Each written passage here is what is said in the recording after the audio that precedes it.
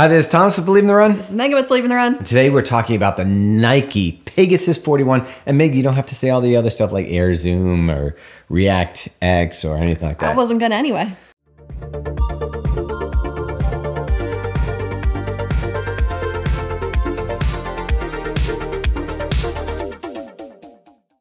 It's just the Peg 41. I'm not even gonna say Pegasus. Oh. Peg 41. I'll say Pegasus because it's written on the tongue here. Anyhow, as long as we're talking about the tongue, let's start with the upper of this shoe. What'd you think? This is a very, very comfortable upper. So it's your pretty standard mesh upper, but they've got overlays and a tighter weave in all the places where you need a little extra support. There's tons of padding around the collar and tongue here. So the step-in feels really nice, really comfortable. I found that the width of the shoe was accommodating for my wider foot, so I really liked that. And then this lacing system, while it is pretty standard simple, it also wraps around the entire foot, so I feel like you really get a nice secure lockdown. It worked on my foot as well, but what I really like is inside it has like a booty construction that attaches to the tongue and kind of like locks you in to the toe, giving you a really smooth feel. I'm someone who loves socks. If you didn't want to run with socks and you wanted to go barefoot, you could do it in this shoe. I feel like that sock thing. It's gonna smell weird. It's gonna be a whole thing. Yeah, I'm just letting people know they could.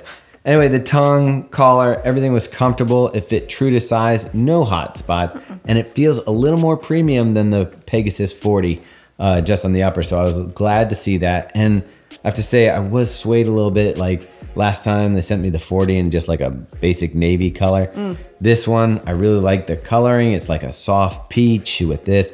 Oh, I love it. Yeah, this colorway, it's, I love an all white colorway, but with a little, pop here and there of these colors, nailed it. They also sent Meg this Volt color, which I really like. I like it a lot.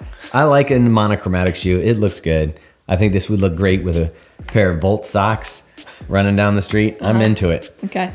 All right, Meg, let's move down to the midsole. Yeah, so this is a totally new foam now. The previous iteration was React foam. Now we have a full-length ReactX foam, which according to Nike is 13% more responsive. An energy return, right? An energy return. All right, and it's also good for the environment, right? Yeah. Why?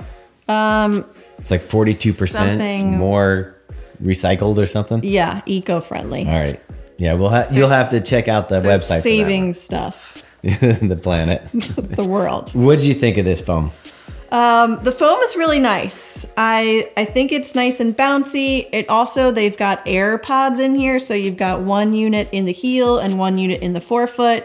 So between the foam and the air units, you do get a nice responsive ride. Where I felt like it lacked a little bit was in the amount of cushioning underfoot, specifically in the forefoot. Yeah, I'm going to agree with you on that, but I'm going to say that I didn't really feel the AirPods in this. Like typically I do, I can feel it as I'm going through the stride. You feel like that little bubble under your foot or under the fat pad.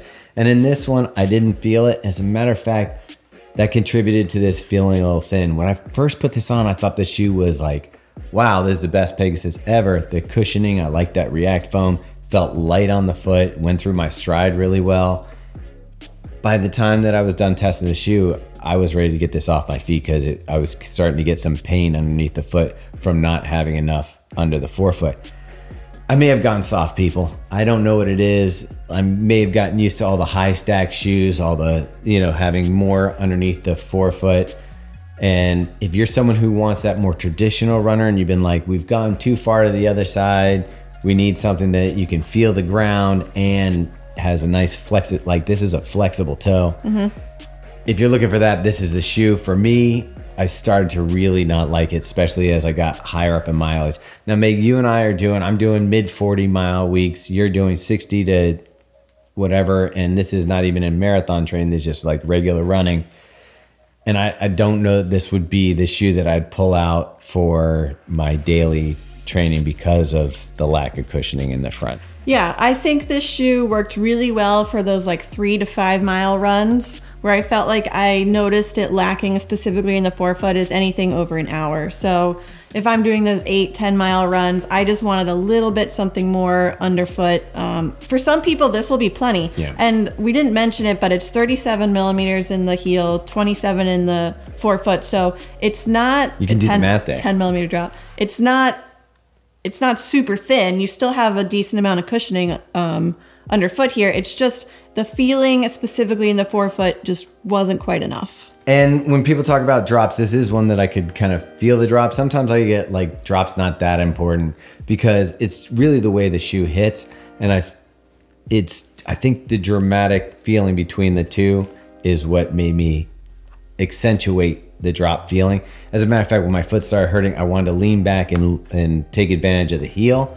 And if you're a heel striker, this shoe is going to have a different feel for you. I also thought, maybe it's just me, I'm a bigger person than you and you'd be fine with the amount of cushioning underneath of it. So for you to say, hey, I've got the same issue, does kind of make me think that maybe we could use a little more padding under the foot. Yeah, now I will say it feels like a very sturdy shoe out on the run. I feel like, especially with all this rubber coverage, you're going to get a lot of miles out of this shoe. But it just lacked a little bit of that fun factor, that like exciting bounce feel that I really like when I'm just going out for an easy run. Especially now we've been, spoiled with all these super trainers that now come with plates and, Peba foams and all this stuff. So I just felt like, again, with the forefoot lacking a little bit of cushion and this just shoe in general lacking a little bit of fun, but it works for those shorter, easy runs. Let's talk about this rubber real quick. So the rubber has a kind of a waxy feel that I prefer something a little softer, a little gooier, a little tackier. That this one I felt lacked a little bit. To me, that kind of took points away from the shoe, but durability wise, that coverage is gonna last. I kind of disagree with you a little bit in the fun factor thing. When I started wearing this one out of the box, I was like pretty excited. I think I even texted Robbie and I was like, this is the best Pegasus in years. And I do think it is a really nice Pegasus when you're doing the higher mileage or out there for, like you said, like an hour or an hour longer. It just started feeling really thin under the forefoot. Again, that's a personal preference. If you don't have that problem, or like you're more somebody who wants that ground feel and all that stuff, you're really gonna like this. Yeah, so a couple other things we have to note. The weight for my women's 7.5, it came in at 8.6 ounces or 243 grams. USA men's 10.5 was 10.4 or 296 grams. So it's, not super light, but also I didn't notice the weight at all out on the run. When you, as far as weight goes, I weighed it after I ran at least same. 2 or 3 in it, and I was like, wow, they really lightened this up. And I think one of the things they sent in the market materials, it's one of the lighter ones they've had. It feels light on the foot. Putting on the scale, I was actually a little surprised that it was at the 10.4. I have been testing a lot of daily trainers, though, that are getting up in the 11s. Yeah. And so a shoe that I can't even talk about that I was testing right before this, that was a shoe I put on prior to this and then went to this, made this shoe feel super light. Yeah. It just came down to that feeling underfoot started to irritate me. By the time I was done getting my mileage in for this review, I was ready to not put the shoe back on. I put on a different shoe and the pain in my foot went away. Yeah. I didn't have any issues with pain, but like I said, just did crave a little bit more cushioning in the forefoot. This shoe will be available in June. I think June 3rd or 5th, one of those dates. That's probably right around now. And for $140. So price point seems very fair. I think you'll get a lot of miles out of this shoe. I think you can use it for, like commuting or going for a short run and then hanging out with friends. Like, it looks great. It's comfortable. It just, for me, is not the higher mileage shoe. All right, that's it. What's it if we had the lights behind us, which we don't have the lights now? Oh. What are you giving this shoe? I'll give it. Wow, this a dirty shoe. You'll give it a dirty shoe. Oh, this looked like yellow from far. Yeah, I was gonna give it a yellow. All right. This is. I don't know what happened here. Yeah, I don't even. Why? I feel bad that we brought that to your attention. How about this? Hey, this is also yellow and much more yellow. Anyway. So if you want to subscribe to the channel to see more reviews, go ahead and do that. Go ahead and like the video. If you've gotten this far, you might as well. And best way to actually stay in touch with us is through our weekly email. You get to know all the reviews that we put out on the website, YouTube, and any of the podcasts that we publish that week. We have 2 of them. We have Fuel for the Soul and The Drop. And there's 2 episodes of The Drop per week. One's on athletes and one's just us rambling, which at this point you're kind of getting a taste of that. Anyhow, you can check that out, as well as just follow us on Instagram, and then you'll see a lot of stuff that's going on here as well. Yep. Anything else you want to say, Meg? That's it. All right.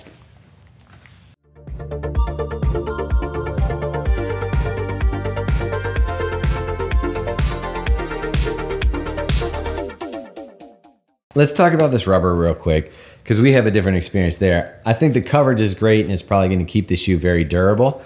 What I didn't love about it, it kind of has a waxy feel to it rather than a soft, tacky, gooey feel that I like in my rubber. Maybe not that one.